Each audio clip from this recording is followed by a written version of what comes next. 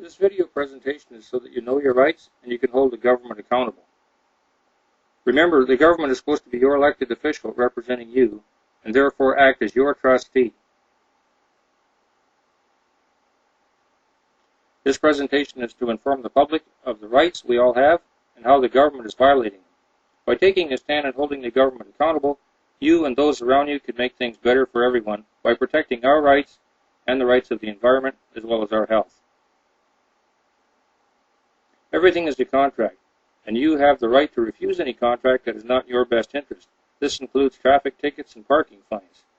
Any contract that was without full disclosure is a contract based on fraud, and you cannot be compelled to such a contract. This includes bank loans and mortgages, as well as taxes. In order for a contract to be valid, each party of the contract has to give full disclosure, be in agreement, not be intoxicated, and have provided something of benefit to the contract called consideration. Neither party can be forced under threats or duress into the contract, and they have to be of sound mind and body so they understand what they're getting themselves into. Your government is supposed to be an elected official, and his or her job is to look out for your best interest. Your government, however, has made you out to be a servant for them and the corporation that they represent. This is a breach of trust. They are supposed to act as your trustee, and that is a key element that we can use against them. Your government is now a for-profit corporation, example the city of Edmonton.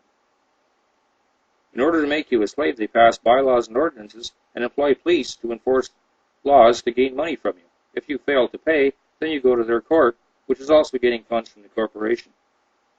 Due to the fact that the local police get funds from the city passes laws. Let me ask you, does this not create a conflict of interest? Do you think you can ever get a fair hearing or trial? And are you not entitled to a fair hearing or trial?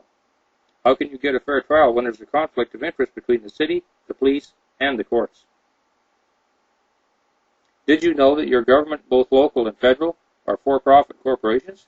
And as such, they care about profit. You are the revenue system because without you, they would have no money. This makes you the creditor.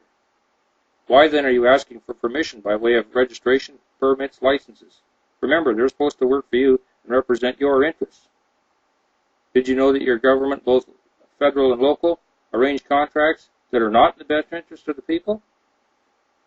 Example, EBCOR was sold to, the Edmonton Power was sold to EBCOR, Edmonton Telephone was sold to AGT and later to TELUS, and the Edmonton Water Plant is also sold to EBCOR. Edmonton City Center Airport, which is a historical landmark in Canada's heritage, is now on the chopping block for the benefit of a few corporate interests. This airport is a gateway to the north and provides medical support to the north. The airport also provides flight training and a safety net for pilots across Canada. Closure of the airport will also mean loss of jobs. Closing the City Center Airport will mean longer transit times for those with medical issues. Note how the city closed the ILS runway, which is used in bad weather, and removed the support staff, and then claimed that the City Center Airport was no longer being used as much. Note how the city could have counted and tampered with the votes so they could reach the verdict that they wanted. The City Center Airport was federally owned and therefore paid for by you, the taxpayer, and belongs to each and every one of you. It does not belong to the city. The corporation was put in place to represent the people, and there's a breach of trust.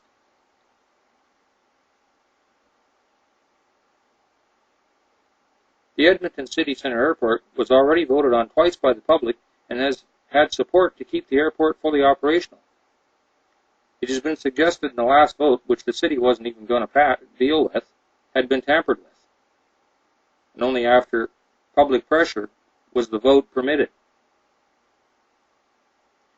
The Edmonton City Center Airport employs roughly 1,000 people and has $18 million in tax revenue.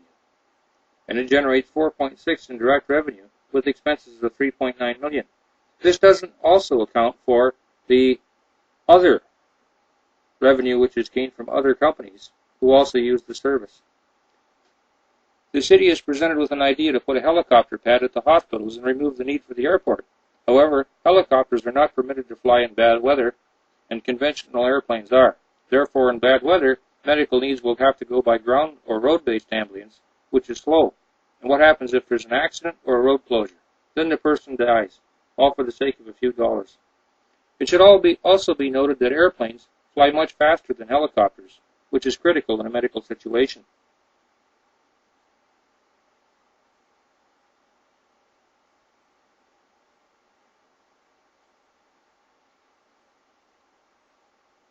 You have the power to stop these activities if you stand together.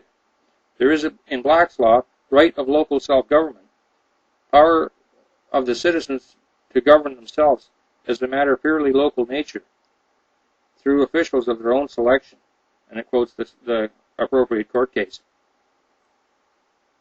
Say no to the airport closure. Get a list of names both for and against the closure, and petition the court and simply refuse to comply with the city.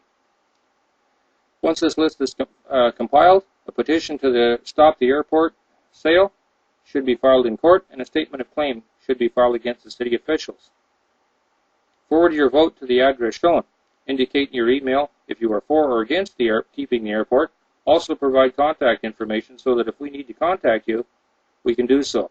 Your information will not be shared without your consent except for your name and position and reference to your stand on the airport issue. You may also indicate how the airport has a positive impact on your life, which is instrumental in perhaps saving your life or that of a loved one. You can also write down services or other ideas for expanding the use of the airport. This information will also be shared when and if the need arises. Remember, you do not need to be from the City of Edmonton for your vote to count. Forward your vote and comments to the address shown. I thank you for your time, and I look forward to working with everyone to help save our city center airport. Thank you.